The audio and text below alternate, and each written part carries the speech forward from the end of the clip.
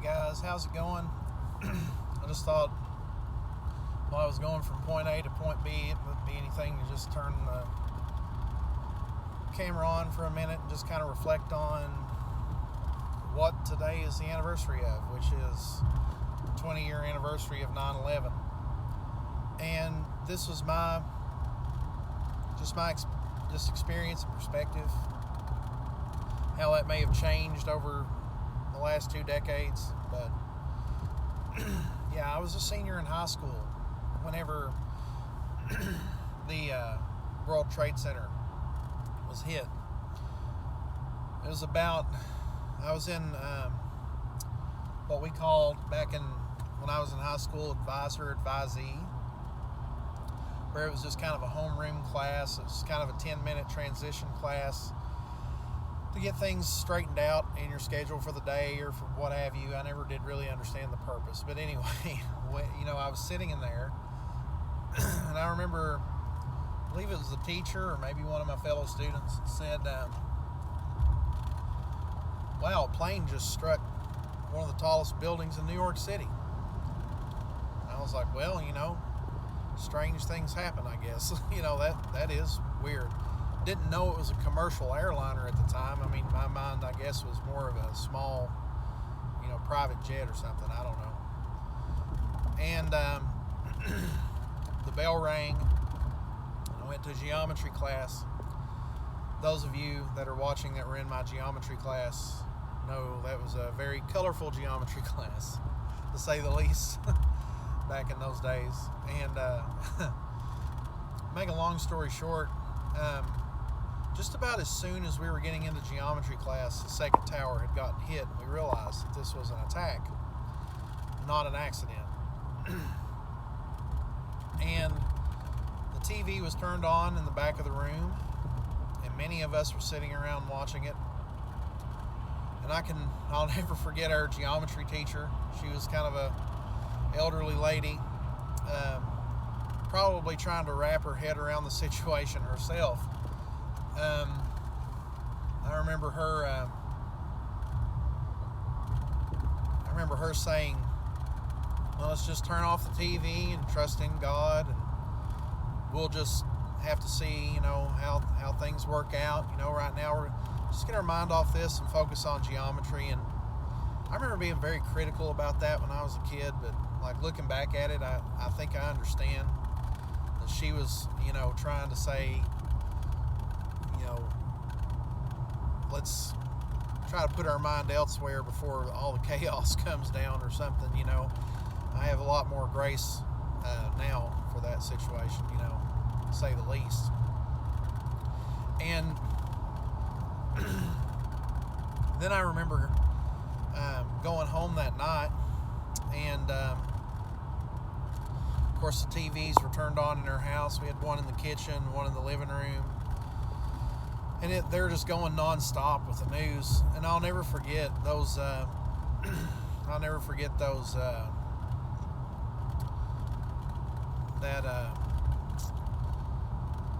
newsreel footage of those people hugging each other, jumping out of one of the upper stories of the World Trade Center and falling to their death head first, holding each other.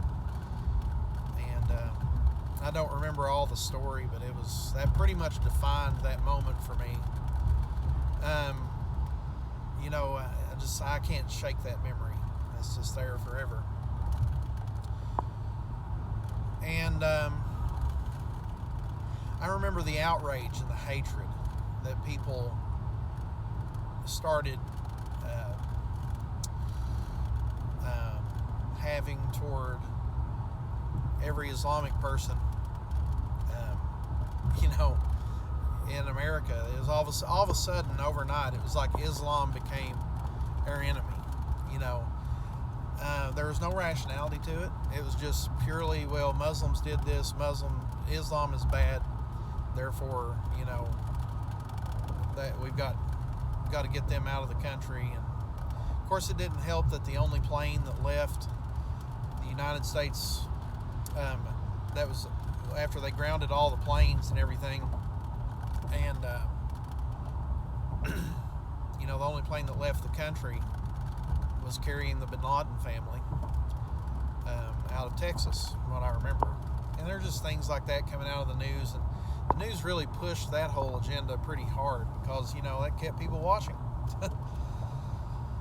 And I'm kind of glad I grew up in that era. I'm very thankful for my Syrian neighbors.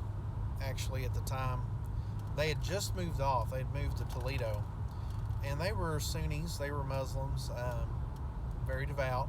Their names were Assam and Nada, and they were very beautiful people. They were actually like our neighbors. And while everybody else was having all of this anti-Islamic rhetoric, I'll be the first to say that, like, I played my part in that too. I admit that I said some things that I regret. But then all of a sudden it dawned on me a few weeks later, I think, after it happened. I was like, well, wait a minute. I know good Muslim people. I've met their friends. I've met their family. Not all of them are that way, So, long story short, I knew better than, this whole rhetoric that every Muslim is a terrorist waiting. I still don't think that's true. I mean, my Muslim friends down here, they tell me they don't like this anti-Islamic, or they don't like Osama bin Laden either, for the simple fact that he made their life very miserable in this country. Overnight, it's like Islam just became the enemy. And looking back at it now, it's like, what can I take that away from just being not just a good Christian, but a good person in general, no matter where I come from. But as a good Christian, one of the things I definitely want to commit to is, like, I want to be that guy as well. I want to be a good Christian. I want to be, if something crazy happens, I want people to be able to see that, like, I know a good Christian. That cannot necessarily be true, that all Christians think that way. And that's the same way, I listened to a lecture series over the summer while I was traveling about Nazi Germany, and how they were able to make such a quick moral recovery in regards to the anti-Semitism that went on there. And this guy his name is Thomas Childers, I believe. He's from Penn State or University of Pennsylvania, I can't remember. But secular historian, but this is what he said. He said the reason that they were able to make such a good moral recovery so quickly is because that everybody knew a good Jew. Every common German knew a good Jew. And he said the SS was a very small minority of Germans and a smaller minority of German thinking. So he said it wasn't the typical rhetoric to be anti-Semitic. And that's what I would like to think about Christianity as well. I want to be that kind of Christian that when people say I know a Christian, they say I know a good Christian. And Bill wasn't like that. He wasn't. Bill stood for what he believed in. Bill was a man of honor. He was not ashamed of what he believed, but at the same time, he was very gracious to those who didn't believe the same way he did. And so, yeah, looking back at this like 20 years later, everything's changed, man. Everything has changed in the last 20 years. I was speaking to this men's group this morning and talking about, on the 20th anniversary of the World Trade Center being struck.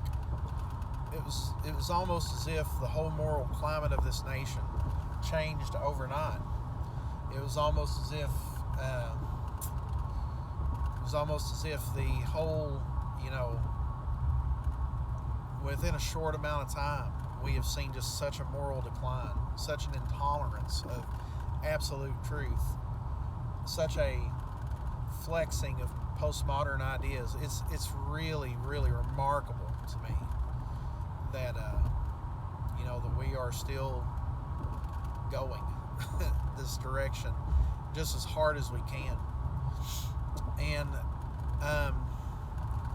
you can't say that it was like the World Trade Center's falling per se, but it definitely draws a line of demarcation that you can see, like, from that point forward, it was almost like we've become so polarized and so fear-driven, so irrational in our thinking. It's just about anything goes. And when you couple that with a society that not even losing its Judeo-Christian ethical foundation, but it's not losing it. It's not like it's eroding. It's being forsaken. When you forsake that, you forsake absolute truth as well.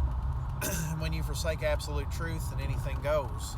And so this irrational, polarized behavior, coupled with the forsaking of absolute truth and any idea of a metaphysical reality, let alone God, but any idea of a metaphysical ethic, there's no boundary to where this could lead. And looking back at the last 20 years, it has been insane how quickly things have progressed. But shouldn't be surprising, but yet it is for me. It still kind of surprises me. And I hope this was helpful. But to you, I guess if there was one concluding thought, I could say in conclusion here, there's one thing I could say, is don't be irrational. Put some thought into what you believe. Don't just go along and toe the party line. Put some thought into what you believe. And don't fall into this idea that, you know, every Christian is an idiot just because some Christians are idiots. Or that every Muslim is a terrorist just because some Muslims are terrorists. Or that, you know, whatever. Don't play into this identity politics. Don't play into this, like, group everybody into this group because they made one decision.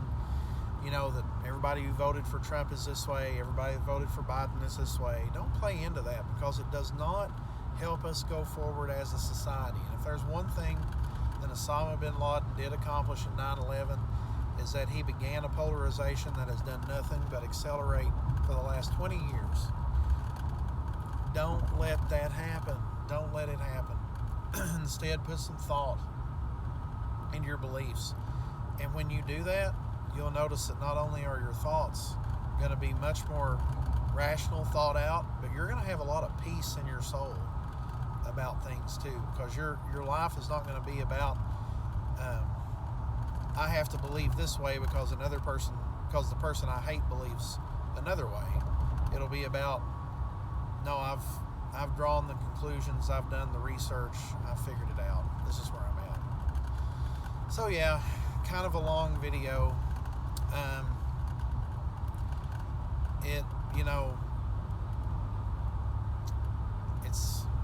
thought it'd be valuable though. I thought it'd be valuable or I wouldn't have done it.